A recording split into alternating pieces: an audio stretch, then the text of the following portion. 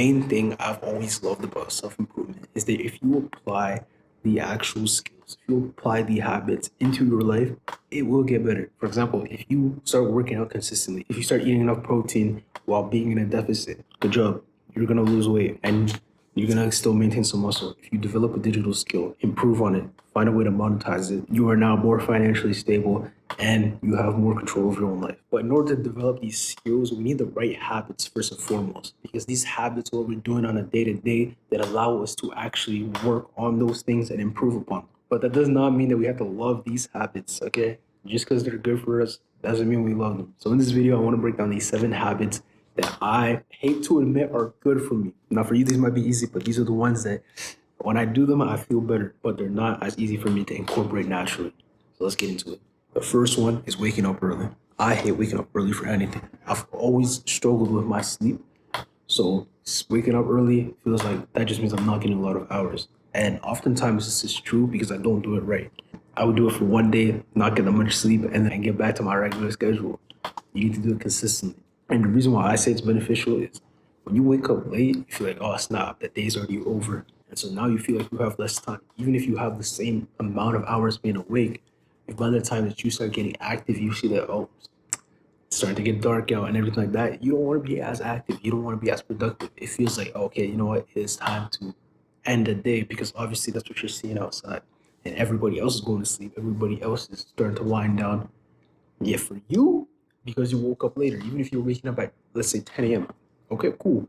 Compared to someone who woke up at 7, when it's now 5 p.m., for you, it's as if it's 2 p.m. to that person. So I just found that ultimately it's better for me, and I feel like I'm much more productive when I actually wake up early. But that doesn't mean I love it. Now, the second has to do with the first, and it's actually an easy way to make the first one easier, and that's getting morning sunlight. Again, the reason why I hate to admit this one is good is because I don't like waking up early. However, if you wake up early, go outside. Morning sunlight is amazing for you. It's great for your testosterone. It's great for your sleep regulation as well, which is the main one. Because then it tells your body, okay, I'm up, wow. And it realizes, okay, I'm actually awake. It realizes that later it has to go to sleep, but it's giving you energy right now. So overall, it just helps with your sleep regulation. The third is to get 10 to 15K steps a day. Now, I'm not going to act like I'm perfect. Like I said, it's one that I hate to admit.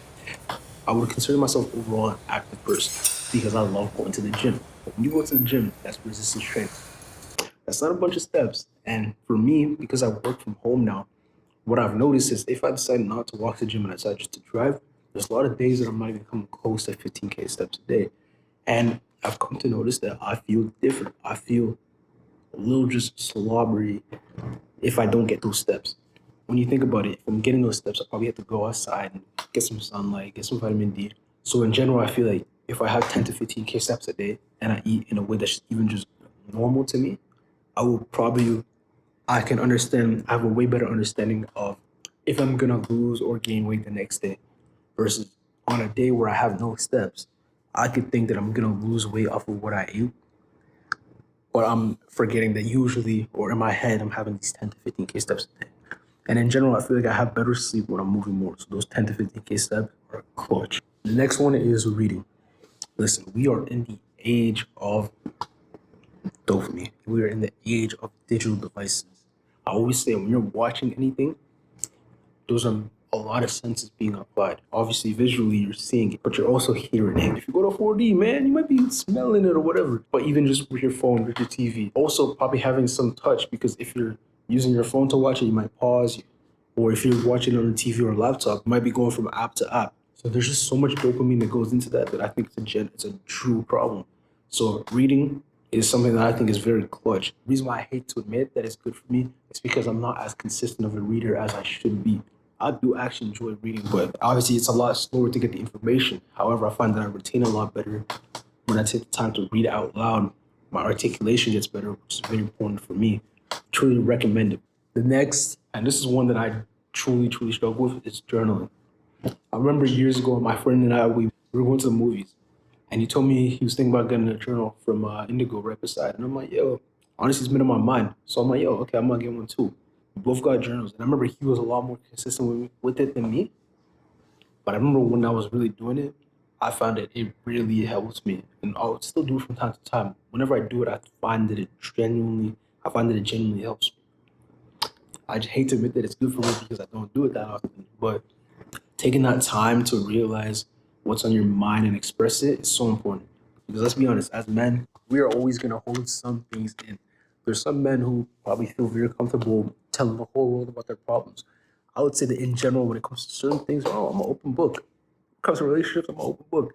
But there's certain topics I'm gonna always hold down because that's just what you're taught. And I know some people are gonna hear that and say there's a problem with that.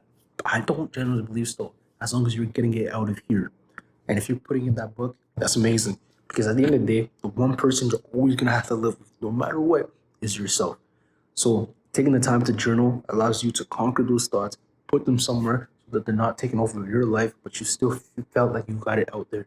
So truly, I think it's a beautiful thing to do. I wish I was more consistent with it though. The next one is one that I think is very important for anybody in the gym to hear, and that's obviously just eating right. And I know some people who work out are gonna think I'm just talking about protein. I'm not just talking about protein. The reason, let me really get into this. If your goal is to lose weight, what do you have to do? Be in a calorie deficit. If your goal is to gain weight, what do you have to do? Be in a calorie surplus. If you are in a calorie deficit, you should try to get enough protein, right? If it's calorie deficit, it's closer to 1 pound per body weight or something like that, or 1 gram per body weight. If it's a surplus, then you can go a little lower, probably 1 gram per kilogram. That's fine. As long as you're doing that, you'll achieve your goals. And I think in general, compared to when I first started lifting, the general public is a lot more aware of the concept of carbs, proteins, and fats. That's amazing. However, we don't talk about nutrients enough. Having enough fruits, vegetables will actually play a significant factor on you because obviously they're so dense in nutrients. When you're not thinking about the nutrients you're getting in your food, you will also feel that too. So now I'll have some yogurt and I'll put fruits in there. And then with my food, I might decide, okay, instead of having a slice of bread, I'm gonna put a bunch of vegetables. It's just making those conscious choices as well. You can still understand it as a carb or whatever, but make sure that you incorporate the nutrients as well because that will give you the energy. And the reason I hate to admit that that part is important is because, bro, if I could eat anything and feel good, man, life would be amazing. But I'm telling you, taking that time to eat the right things will play such a significant impact on how you feel. And the last one, it's pretty simple, I would say, but it's the one that I probably struggle with the most as someone whose mind goes everywhere, someone who definitely can tell that he has attention problems in general. It is planning. I struggle with planning heavily, but I can admit that it's very important. Whenever I take the time to plan out what I'm going to talk about in the video, whenever I take the time to plan out what I'm going to do in a day, taking the time to plan and write out your goals for the day will impact you so heavily. It will increase your focus of the day because you know what are the things you have to actually achieve. Instead of roaming on some free for all of, oh, I can do this, I should do that, your mind is a lot more focused because it's like, okay, even before doing those other things I can do, let me focus on the things that I said I will do. For me personally, especially as someone who loves a challenge, but who also loves to keep themselves accountable, I I find that my days, my weeks, my months are a lot better when I take the time to plan out what I'm gonna do. I would love to say that I'm more consistent with that than I am, but no, I'm not. Which is why I hate to admit that it's a good habit. So yeah, from what you got in general from this video, these habits aren't groundbreaking, but these are 7 habits that I don't like admitting are good for me because obviously I don't incorporate them all the way. If I did, my life would be better. Because I don't, I can't complain about my life not being better though. So I would say if you want to improve yourself in any way, make sure you at least get these 7 down. And let me know what are some other habits that you don't like, but you can at least admit they are good for you. Leave them in the comment section. Make sure to subscribe. See you in the next one, guys.